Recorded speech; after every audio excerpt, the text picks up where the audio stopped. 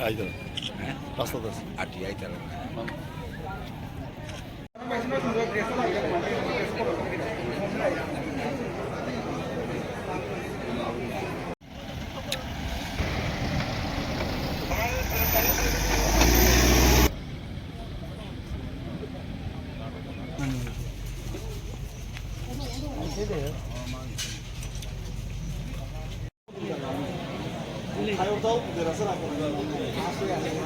Maraksida thang tagi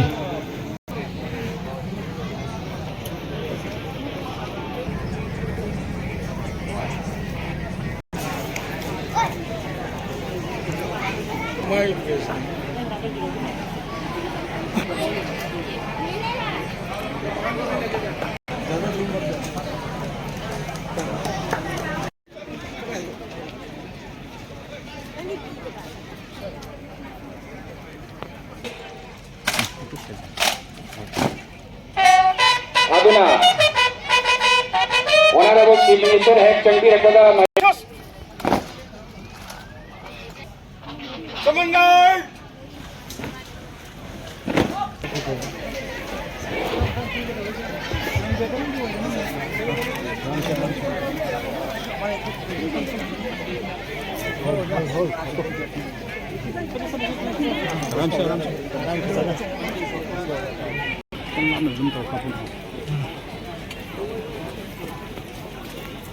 자, 이러면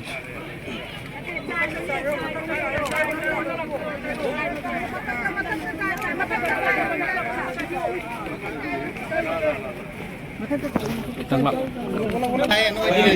cứ ngầu này mới phổ biến châu băng châu con co चलो पीछे अंजय चलो चलो चलो मनी खोलो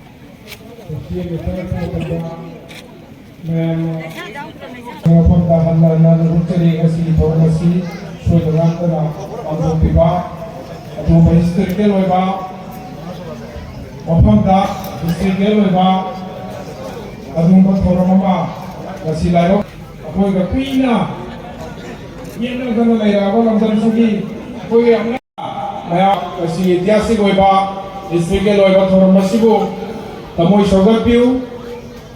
jeli ba hati ba, sahi kun kuha changna jedara wa kosibo,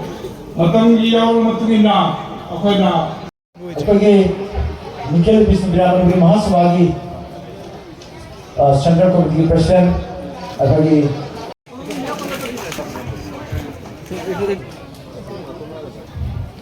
call, betul dah ada ni kita menawan lah, sudah.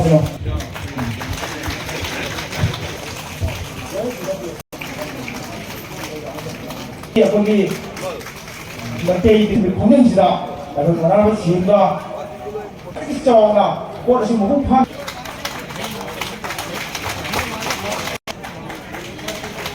Kalau macam mana sida, apalagi orang lain.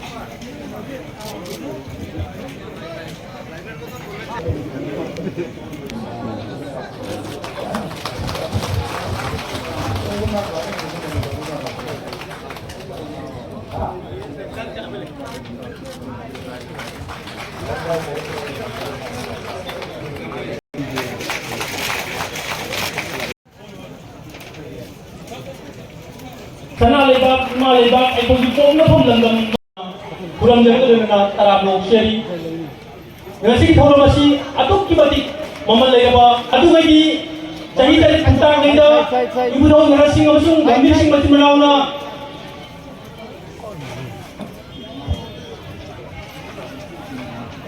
ꯑꯋꯥꯁꯤꯡꯕꯨ ꯇꯥꯡꯊꯣꯛꯅꯅꯕꯒꯤꯗꯃꯛꯇ ꯋꯥꯁꯛꯃꯤꯟꯅꯗꯨꯅ ꯂꯦꯡꯑꯣꯟꯗꯅ ꯁꯤꯠꯃꯤꯟꯅꯈꯤꯕ ꯃꯇꯝ ꯑꯗꯨꯗꯒꯤ ꯂꯦꯡꯑꯣꯟꯗꯕꯤ ꯄꯥꯠ ꯍꯥꯏꯗꯨꯅ ꯈꯪꯅꯈ꯭ꯔꯕ ꯑꯗꯨꯒꯨꯝꯂꯕ ꯂꯦꯡꯑꯣꯟꯗꯕꯤ ꯄꯥꯠꯀꯤ ꯇꯣꯔꯕꯥꯟꯗ ꯃꯄꯥꯟꯗ ꯉꯁꯤꯁꯨ ꯑꯩꯈꯣꯏ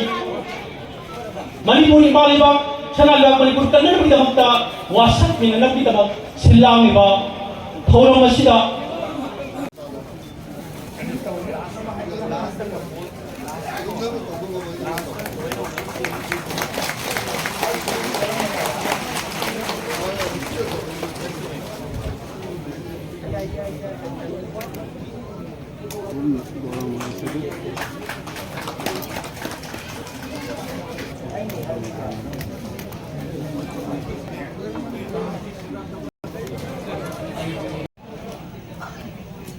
मणिपुर की प्रजा पुनमकना पीपल सेम हाइरा खंगरबा थोदोन मसाफोक चनियाय वरबा नसिगी कन्वेंशन नसिगी चीफ मिनिस्टर मिंगोइना हंगचरबदा श्री N.Biren सिंह हो अहान मकला हां निकाय कुनबा उच्चली सिलेक्शन बिरिबा stronger and a progressive community to make a progressive community. Nasai mamang having ready mayanda hangchaning bari nasai happy ramba executive member Nikhil Bishopia Manipuri Mahasabha ge Mr. Sinhan having re German Delhi pullaga Manipuri sing mache mache ta ge basi kari ge puloi lage hai na मसी कोई थमोई the थंबा मथोक ताय Honorable Chief Minister will invite to give us we have to give a meaningful result on it result ma dipi ma thok tai adu ngarang na handagi sin balang bada khajitang pukning nungai ta ba waru na ba yaw bada gida ngasi morning gi Imphal da phongba newspaper kharada samstan kharana mor kheda bada mai rapasi kwai hena laiba thibani asigumna ekoi satpa taragadi ekoi na mangli ba mang asi mangphau na ba da yamna hena apan ba oyakani haibagi apil asima khatan aina ahan bada mayam da ina tawjani aduna asidagi hanbiwa mata ekoi sonthana sumlai gani ekoi na mafam asida Honorable Chief Minister की तुम इंजर है लाक्सरी बसे अकोई पुशिल बगी थुगाई बगी नत्तबा अमतोई बगी वाखलोन अदुदानी अकोई लाक्सरी बा अकोई ना मतोई Masoi toffee मतंदा अकोई मपांगल हम धरकनी अकोई वो सम्मान तो वीरिबा अकोई वो रेस्पेक्ट तो वीरिबा से रेस्पेक्ट सोई ना हम धरकनी मकोई नीति नवया दबनी मकोई नीति नवया दबनी है ना कहीं की नवया है कोई compromise the what I we have to sacrifice for the community lai oina mayam na khanbiriba Manipur haiba adugumba state asida irang aba thorko matamda tongan mafamda leiba prithvi ki tongan mafamda khunda gaba Manipuri singi thamoida awaba pokpagi feeling ama hai ba kangbu sing su soil le birang bale hai bi aksir pathada ba mai dei maramani honorable chief minister ji mahanda hoi pusan ba asima thau tai hai ba wafam asini manipur da asi manipuri hai ba oi khan nai adu magi interest em ba community kharana irang sagat na ba hona ba ai hai ba mangin tharapa aduna Bharat ki Pradhan Mantri oiberiba Shri Narendra Modi ji na aigina aroiba thangadabani leibakina ahan bada oigadabani haiba aduna leibakini haiba ahan base basi thola se ko kunna lambinabagi mathau tai haiba wafam asi thamjaraga ami kisu kotha bangai bolta par chesta korbo akan ekoi gi matam kuinadagi ekoi gi pokham lam thado ga sat ko chilina mayam ama unaba phangnabagi tanja pibidama aduga yam maruina ngasi ke sugumba Manipur Unity Convention ngasai koi sidai moderator mana amagi enomali vice president heba mana nang bada yang na point khari yawi punchen na hona bada ngamdagna sahi kuntha amani form lakh bada report Vishnupriya Manipuri aduga maidai pangol haiba sigi marakta ngasidi Assam da tabiriba Vishnupriya Manipuri aduga Bengali ngapi gani aduga thogi maidai pangol sigi apunba wakhalon amadagi khoi ngasidi punba phange sugum masiku sinbiriba All Assam Manipuri Youth Association ki office bearer sing now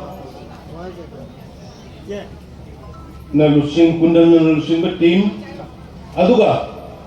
yamaru ina mo Nikhil Vishnupriya Manipuri Mahasabha ki leader mayam punamak ay mathangdai thamoi lagai thagat phongokchari singgi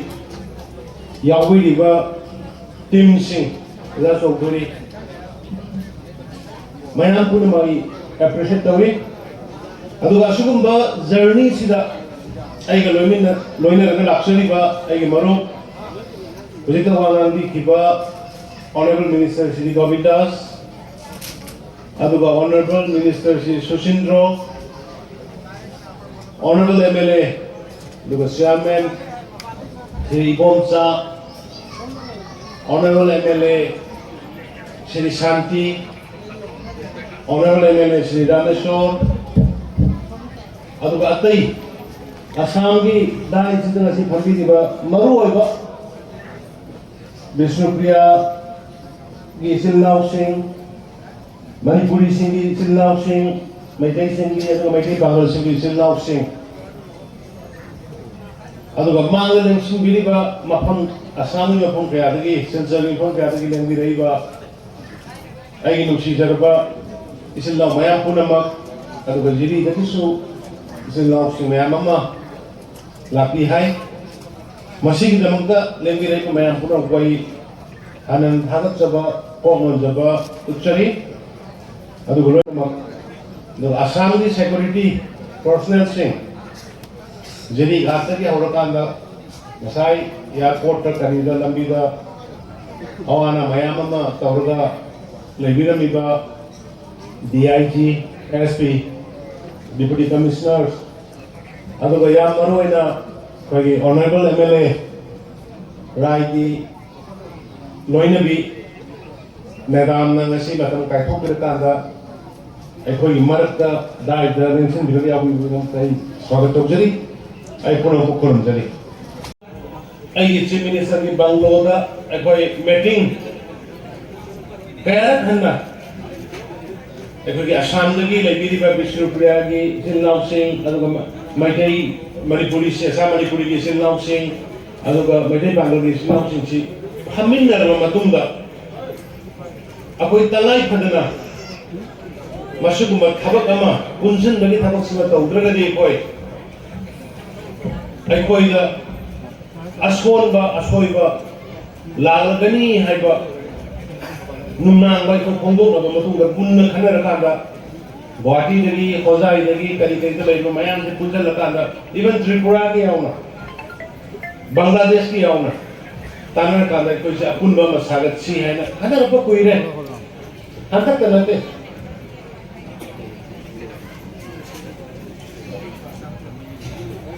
di Manipur Civil Society kamu taruhkan sudah silchar da Nagong da Lakhimpur da Digendrojit ki Thangal General ki murti kinba isana paisa puthoga murti kilen kiba kaya lakre matam do de chief minister oidini mamangi matam de amtang punba phangadi ko hai khanna lakki bani ꯑꯗꯨꯕꯨ ꯏꯁꯣꯔꯅ ꯆꯥꯟꯕꯤꯗꯅ chief minister ꯑꯣꯏꯍꯟꯕꯤꯔꯕ ꯃꯇꯨꯡꯗ ꯃꯃꯥꯡꯒꯤ ꯇꯥꯝꯗꯁꯨ ꯑꯩ ꯍꯣꯠꯅꯖꯔꯝꯗꯕ ꯅꯠꯇꯦ ꯑꯗꯨꯕꯨ ꯃꯃꯥꯡꯒꯤ ꯇꯥꯝꯗ COVID ꯂꯥꯛꯈꯤꯕ ꯆꯍꯤ ꯑꯅꯤ ꯃꯈꯥꯏꯒꯤ ꯃꯇꯝ ꯃꯥꯡꯈꯤꯕ ꯑꯗꯨꯒ ꯁꯔꯀꯥꯔꯗ ꯃꯅꯤꯄꯨꯔ ꯁꯔꯀꯥꯔꯗ ꯏꯟꯁꯇꯦꯕꯤꯂꯤꯇꯤꯒꯤ ꯃꯇꯝ ꯈꯔ ꯂꯩꯈꯤꯕꯗꯨꯅ ꯃꯔꯝ ꯑꯣꯏꯔꯀꯥꯟꯗ ꯑꯩ ꯂꯥꯛꯄ ꯉꯝꯈꯤꯗꯕꯅꯤ ꯑꯗꯨꯕꯨ ꯍꯟꯗꯛꯇꯤ ꯏꯁꯣꯔꯅ ꯈꯨꯗꯣꯡꯆꯥꯕ ꯄꯤꯕꯤꯔꯦ ꯍꯥꯏꯔꯀꯥꯟꯗ ꯑꯁꯥꯝꯒꯤ ꯑꯩꯒꯤ collect Honorable Chief Minister Hemantaji ꯃꯉꯣꯟꯗ ꯑꯩ ꯋꯥꯔꯤ ꯉꯔꯥꯡꯁꯨ ꯌꯥꯝ ꯀꯨꯏꯅ ꯋꯥꯔꯤ ꯁꯥꯟꯅꯩ ꯃꯅꯤꯄꯨꯔꯗꯒꯤ ꯃꯄꯥꯟꯗ ꯂꯩꯔꯤꯕ ꯑꯁꯥꯝꯗ ꯈꯨꯟꯗꯥꯗꯅ ꯑꯁꯥꯃꯤꯁ ꯑꯣꯏꯅ ꯂꯩꯈ꯭ꯔꯕ ꯑꯁꯥꯃꯤꯁ ꯃꯅꯤꯄꯨꯔꯤ ꯑꯁꯥꯃꯤꯁ ꯕꯤꯁꯅꯨꯄꯨꯔꯤꯌꯥ ꯑꯁꯥꯃꯤꯁ ꯃꯩꯇꯩ ꯄꯥꯡꯒꯜ ꯑꯣꯏꯅ ꯂꯩꯈ꯭ꯔꯕ ꯅꯪꯒꯤ ꯄ꯭ꯔꯖꯥ ꯑꯣꯏꯈ꯭ꯔꯕꯁꯤꯡꯁꯤꯒꯤ ꯑꯋꯥꯠ ꯑꯄꯥ ꯀꯔꯤ ꯋꯥꯠꯂꯤꯒꯦ ꯍꯥꯏꯕꯁꯦ ꯃꯃꯥꯡꯒꯤ ꯏꯂꯦꯛꯁꯟꯗꯁꯨ ꯑꯩ ꯃꯉꯣꯟꯗ ꯂꯥꯛꯑꯒ ꯋꯥꯔꯤ ꯁꯥꯏ ꯌꯥꯝꯅ ꯀꯃꯟ ꯑꯣꯏꯕ ꯄ꯭ꯂꯦꯠꯐꯣꯝ ꯑꯃ ꯇꯧꯔꯀꯥꯟꯗ ꯃꯌꯥꯝꯒꯤ ꯋꯦꯜꯐꯤꯌꯔꯒꯤꯗꯃꯛꯇ ꯑꯗꯨꯒ ꯆꯤꯐ ꯃꯤꯅꯤꯁꯇꯔ ꯍꯦꯃꯟꯇ ꯕꯤꯁ꯭ꯋꯥꯁꯖꯤꯗ ꯑꯩꯅ ꯔꯤꯀ꯭ꯋꯦꯁ ꯇꯧꯕ ꯆꯪꯗꯕꯗꯨꯗꯤ ꯑꯩꯒꯤ ꯏꯊꯧ ꯑꯣꯏꯒꯅꯤ ꯐꯤꯕꯝ ꯁꯦꯟ ꯊꯨꯝꯒꯤ ꯐꯤꯕꯝ ꯐꯒꯠꯅꯕ ꯊꯕꯛ ꯆꯪꯕꯗ ꯊꯦꯡꯅꯔꯤꯕ ꯑꯋꯥꯕ adagi lamgi lain bagi awak any kind of grievances problems madu ai Hemant jiga tanang ka matang puno magkay bani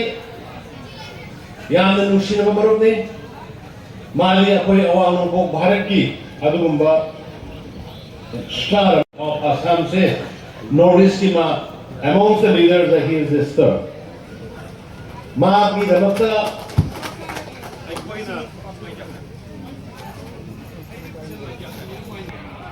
Northeast katagi leader wo idraba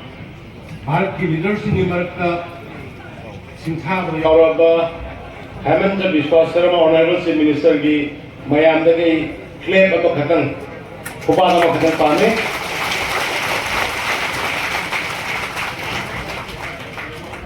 aina ngasi ki mafam se adugumba tam thikraba awaz sing ki sahi tare khunta ko matamda Manipur da leriba praja pun mana ha kar laurga sel ko matamda adugumba matamdugi ningthau N.Biren Singh Maharaja madi Narsing anina masigi mafam sida leiraga hanga ona subnagi lami jama khak semaga adugumba mighty Brahmins mayam adu tanthokraga awa mayam adu tanthokraga Manipur bu ning kha tamba mu porkhiba madu bu ning sing ne ase ko Mr. Social Secretary, Honorable Chief Minister Assam Hemant Biswa Sharma ji na hajar ka na masigi mafam sida Narsing amadi N.Biren Singh Maharaj ki ningsing khubam mama masida sanana bagi damakta atu matam na saw pai kani hai bese ai nasi mayamda hajar thamjaramde madumangna Manipur Assam da tariba Manipuri punamak Manipuri amata oina punsan bagi ahan ba khudol ni hai bese mayamda malogi na bagi mayamda kurum jani koi Manipur dagi lapa matamda het thungbam khopam si am nungai dabado ai koi hana dagi lam khara silchar ges da malai ji yena badagi sahu nam ki dabani ado ai gi na kundal na so yam toina bisane moina khai daga tawru ka leibani adu na hojik se ai koi mafam mama identify dawre hana gi mafam yena badona tabada adu na ai atu matamda hojiki hai ba guest house se ai yaraga di Honorable Minister Works amade koi Honorable Minister PIC ki ani da request or kanda athuba matamda sala aga madu ki saba hona bagi jaka honar bagi da moi ani da request hoge ai da adu mai nai madu hoge adu ga atai di Manipur da huji thoi ba thongdo mayan he na khange Assam ju khange Assam ki Honorable Chief Minister Hemant ji yam phajana khange Nagaland ki Chief Minister mayam pura ma Northeast le basi Northeast sa thoi ba thongdo yam sa thina khub na khange adu kan ta lakani adu ga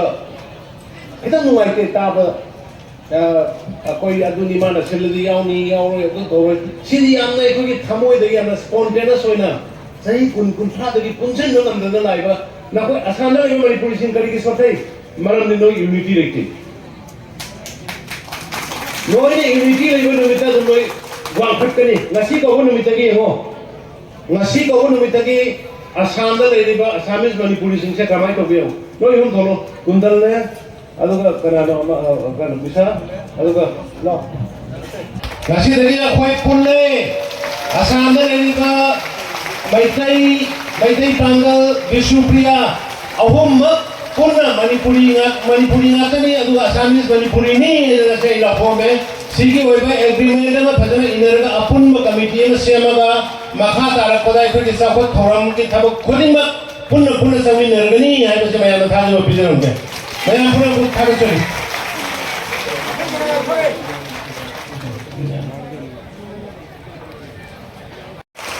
adu ka masi ki credit se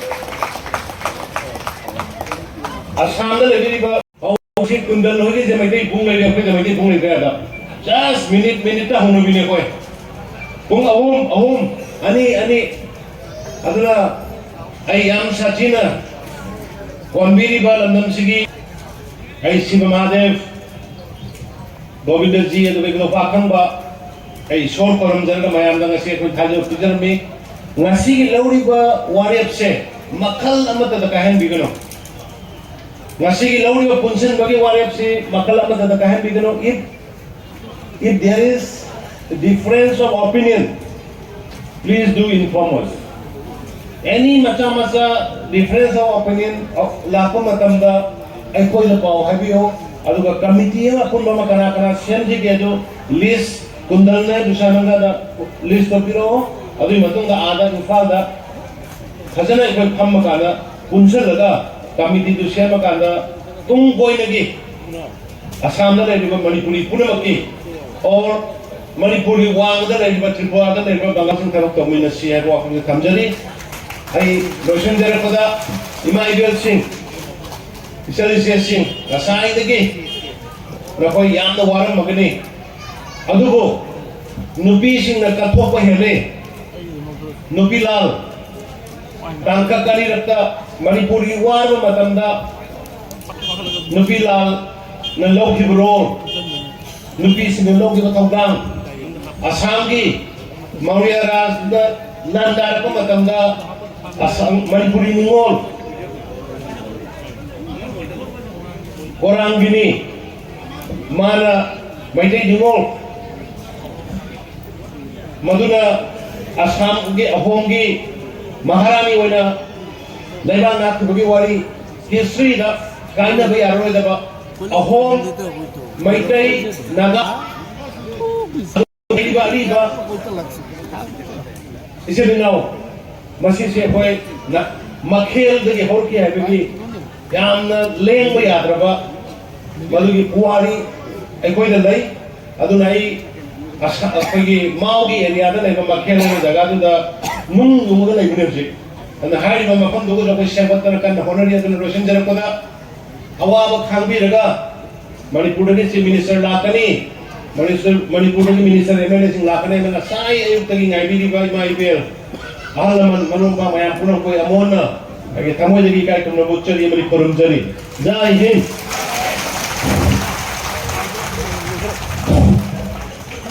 Delhi का honourable prime minister Modi ji को request करके हम डालने का कोशिश करेगा।